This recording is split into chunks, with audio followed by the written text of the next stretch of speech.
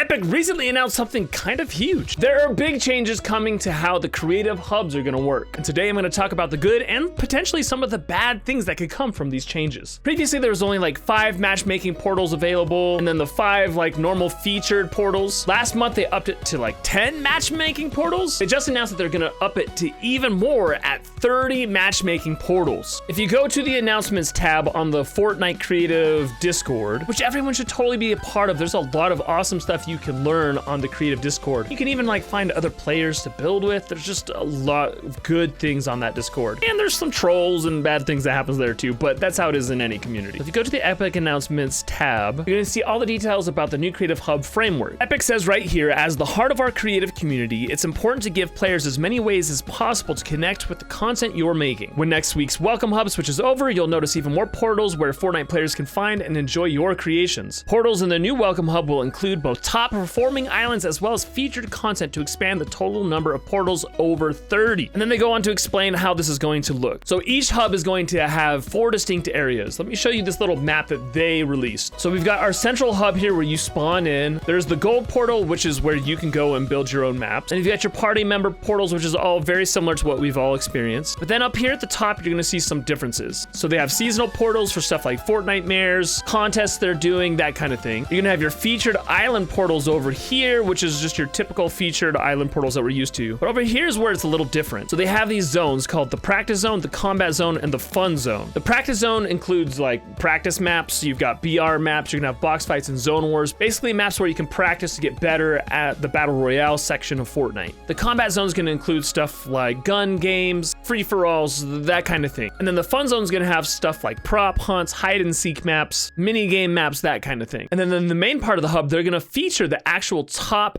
map in those categories, so the ones that are getting the most plays. Epic gave us a couple of examples of hubs where this has already been built out. So my guess is one of these is going to be featured this upcoming week, and I'll go into more detail about these hubs when we get there. I mean, these hubs are amazing. Just look at the statue here by Trey J. Like, this is, it's amazing actually. I'll get into that if this ever gets featured. But this is how it's going to look. You come in here, here's where your map will be. But then you can see up here, this is like the top practice map, the top featured map. You can go into the practice zone through a portal, and then you're gonna come in here, and there's gonna have the fastest growing maps here, a couple of featured maps in this category, and the most popular maps in this category as well. Here's the combat zone, same kind of structure in each of these like mini rooms. The fun zone looks identical to those other 2 as well. So this is basically what hubs are gonna look like. Let me just show you one more example. This is Shasta 1988's hub, and it looks really cool with the balloons. I'm excited to see these things featured, but you can see here is kind of the same layout. You got your top featured maps and top practice maps here.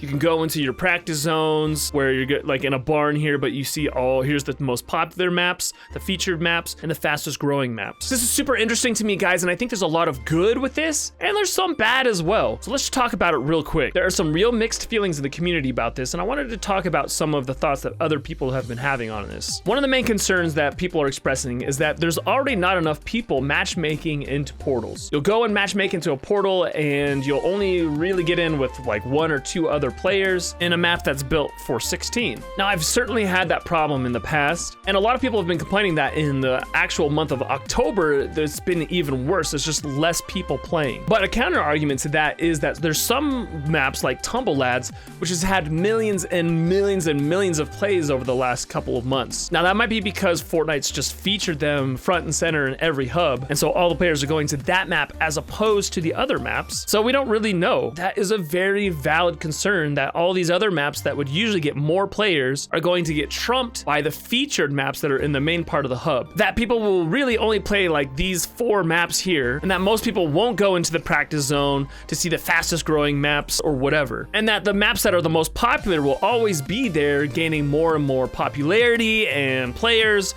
And so how is any other map ever supposed to overtake the most popular maps, because they're always getting featured? So it just creates this imbalance of the top people getting more and more supporters, and the people that are trying to grow and improve won't get as many plays. This is an extremely valid concern. And some of you who aren't map makers may not understand how much is involved in making maps, and how much people rely on getting featured to make money so that they can continue making maps and support the map makers that are making a living off of this. Instead, this may promote that there's only like 10 real map makers that can make money off of things and continue making maps, which might actually reduce the number of map makers out there. Another concern is that with so many maps being featured, you're gonna start getting really low quality maps in some of these other areas. My only counter to that is that a lot of these, like the practice zones and etc., these are gonna be the most popular maps, and then the featured maps are gonna be pretty high quality maps because it has to go through Epic's